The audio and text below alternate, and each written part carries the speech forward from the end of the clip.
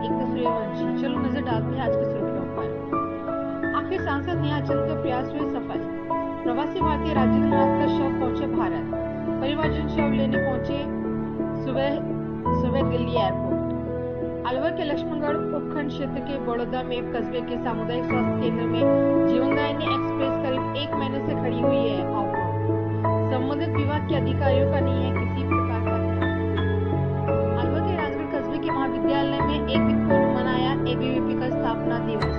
महाविद्यालय के सभी अध्यापकों को तिलक लगाकर मिठाई खिलाकर लिया आशीर्वाद। नवागंतुक छात्रों का तिलक लगाकर किया स्वागत। अलवर जिले के बगड़ राजपूत में पानी की किल्लत, प्रशासन नहीं दे रहा ध्यान। बिना प्रचार प्रसार लोक अदालत शिविरों में छाई बेरुखी। महज खाना पूर्ति के लिए हराया गया शिविर।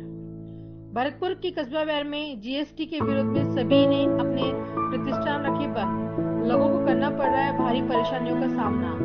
अब खबरें विस्तार से।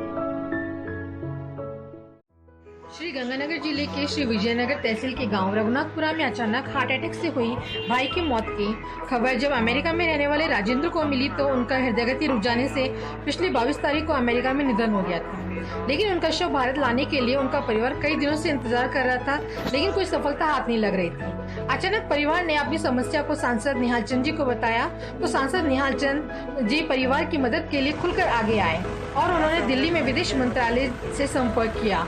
उसके बाद अमेरिका में संपर्क कर शव को भारत लाने की परिवारों की मदद की।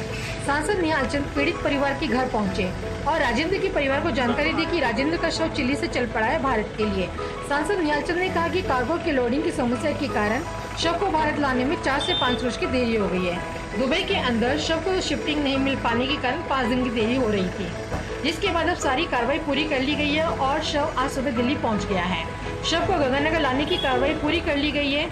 इस पूरे घटनाक्रम पर हमारे गंगानगर जिले के संवाददाता जीएस लक्ष्मणगढ़ अलवर उपखंड क्षेत्र के बड़ौदा में कस्बे के सामुदायिक स्वास्थ्य केंद्र के जीवनदायिनी एक्सप्रेस करीब 1 महीने से खड़ी हुई है ऑफ रोड।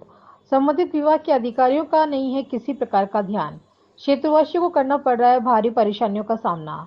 मेरी जानकारी के अनुसार विगत 1 महीने पहले 108 एम्बुलेंस के चारों टायर खत्म होने की वजह से 108 जीवनदायिनी एम्बुलेंस को ऑफ रोड कर दिया गया था, लेकिन संबंधित विभाग ने 1 महीने में भी नहीं ली जीवनदायिनी एम्बुलेंस की कोई सुध। बड़ौदा में कस्बे के पास से निकल रहा स्टेट हाईवे नंबर 14 महीने भर में दर्जनों से भी ज्यादा होती है सड़क दुर्घटनाएं, लेकिन कस्बे के सामुदायिक स्वास्थ्य केंद्र की 108 एम्बुलेंस टायरों की वजह से खड़ी हुई है of road.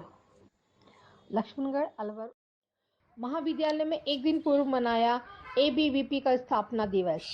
Rajgarh Aman Jain ABVP Rajgarh इकाई द्वारा शनिवार को एबीवीपी स्थापना दिवस और गुरु पूर्णिमा के अवसर पर एक दिन पूर्व महाविद्यालय में उत्सव मनाया गया। एबीवीपी के नगर अध्यक्ष अमन जैन ने बताया कि हम सब के आदर्श स्वामी विवेकानंद जी का पूजन किया और महाविद्यालयों के सभी अध्यापकों को तिलक लगाकर मिठाई खिलाई और उनका आशीर्वाद लिया और इस वर्ष कॉलेज में नवागंतुक छात्रों का तिलक लगाकर स्वागत किया। इस अवसर पर एबीवीपी के गजना नरुका, राजेंद्र सैनी, नवीन, प्रियकांत, लोकेश सहित कई कार्यकर्ता मौजूद रहे। एंकर रामगढ़ अलवर क्षेत्र के बगड़ राजपूत गांव में पेयजल की समस्या पर ग्राम पंचायत नहीं दे रही है ध्यान। गांव की सैकड़ों महिलाओं ने बगड़ क्षेत्र भाजपा मंडल अध्यक्ष से शिकायत कर समाधान करने को कहा। इस पर मंडल अध्यक्ष ने जेपी वर्मा ने मीडिया को बताया कि बगड़ राजपूत ग्राम पंचायत क्षेत्र में पेयजल की विकट समस्या है। इस पर ग्राम पंचायत व सचिव कोई ध्यान नहीं दे रहे हैं। ग्रामीण पंचायत द्वारा क्षेत्र में पेयजल के लिए 5-6 टंकियां बनवाई गई है, उनमें से किसी में भी पानी नहीं पहुंचा। ग्राम पंचायत में ज्यादातर आबादी कृषकों की है और सभी के पास 1500 से अधिक पशु है। पेयजल के अभाव में मजबूरन पशुवध के लिए बेचे जा रहे हैं। अपनी सरकार होने के कारण धरना प्रदर्शन नहीं कर सकते हैं। सरकार से मांग करते हैं कि सरकार क्षेत्र में पेयजल समस्या पर प्राथमिकता से ध्यान दे और समस्या का समाधान करवाए। वैर भरतपुर राज्य सरकार के आदेश पर न्याय आपके द्वारा कार्यक्रम के तहत आयोजित हो रहे राजस्व लोक अदालतें प्रचार प्रसार के अभाव में महज खानापूर्ति साबित हो रही है।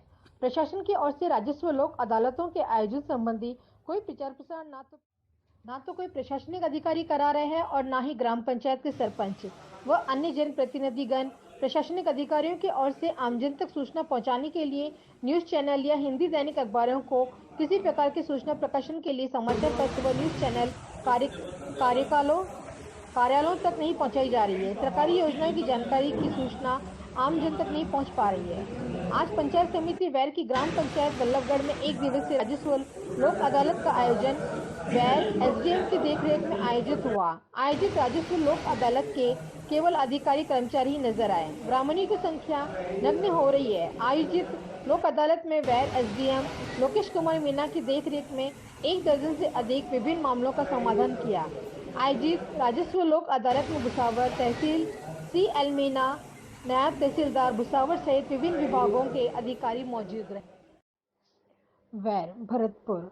भारत सरकार की ओर से जीएसटी लागू कर दिए जाने के विरोध में राजस्थान कपड़ा व्यवसाय संघ के आह्वान पर भरतपुर जिला सहित कस्बा वैर भुसावर के कपड़ा व्यापारियों ने अपने प्रतिष्ठान बंद कर रखकर राज्य व केंद्र सरकार के प्रति अपना विरोध जताया जा रहा है। कस्बा वैर भुसावर के कपड़ा व्यापारियों ने बताया कि कपड़ा व्यापार पर जो 5% टैक्स राज्य सरकार ने लगाया है गलत है। राज्य व केंद्र सरकार को कपड़े पर लगाए गए जीएसटी को वापस लेना चाहिए ताकि कपड़ा व्यवसाय पर हड़ताल से पड़ रहे असर को कपड़े खरीदने वाले परेशान नहीं हो सके। केंद्र सरकार के आह्वान पर राज्य सरकार ने कपड़े पर लगाए जीएसटी का विरोध किया जा रहा है। कपड़े के वैर भुसावर के प्रतिष्ठान बंद रखे हैं। कस्बा भुसावर में कपड़ा व्यवसायियों की ओर से कस्बे में होकर रैली निकाली गई। वहीं सरकार के नाम एक ज्ञापन भुसावर कोतवाल को दिया गया। वैर भुसावर में कपड़ा व्यवसायी की दुकानें बंद होने के कारण कपड़ा क्रय करने वालों लोगों को कपड़े खरीदने के लिए भटकना पड़ रहा है। कपड़ा व्यवसाय पर प्रतिकूल असर पड़ रहा है। व्यवसायियों की जीएसटी की मांग को सुना जाकर कोई सरल रास्ता अपनाना चाहिए। व्यवसायियों की जीएसटी की मांग को